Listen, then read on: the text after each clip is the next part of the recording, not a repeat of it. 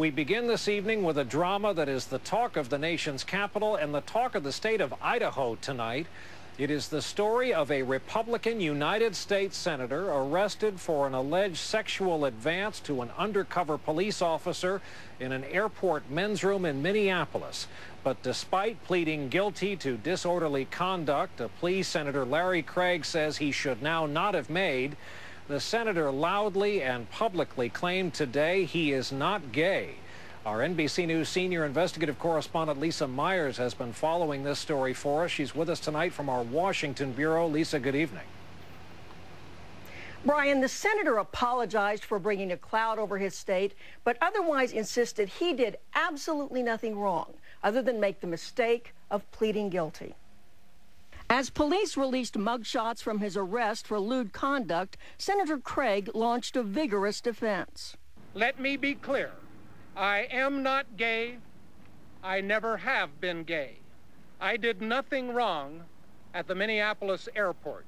With his wife by his side, the embattled senator says he should not have pled guilty to disorderly conduct after being accused of staring into a bathroom stall and touching the foot of an undercover police officer.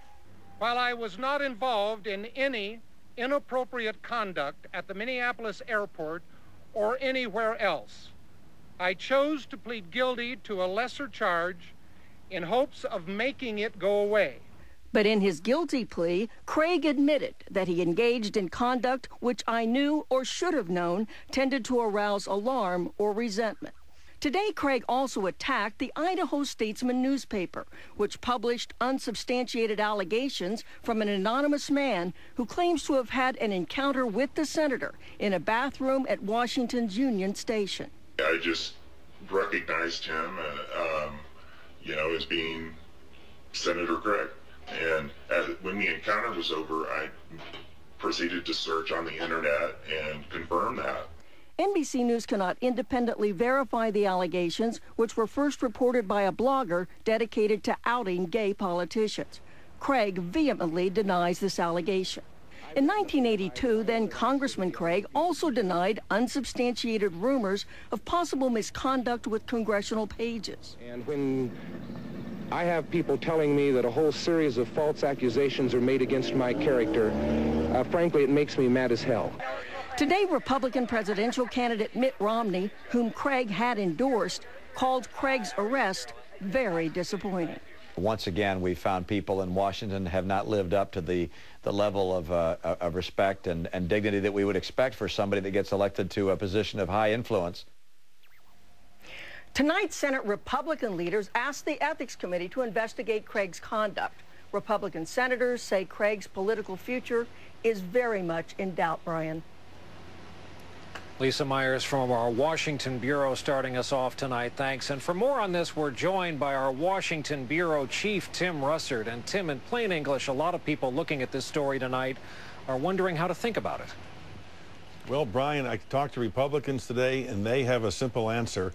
They just want Senator Craig to exit, to leave. Why? Because they believe the Senate seat in Idaho is a safe Republican seat.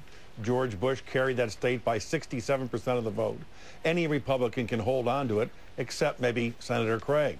And then if he continues to try to hang on and to brazenly fight the local newspaper, that he'll become a poster boy the way Mark Foley became a poster boy in the 2006 election involving a congressional page scandal. Republicans understand, Brian, the issue of hypocrisy, the notion of a conservative Republican who constantly votes against gay rights, doing something contrary to that.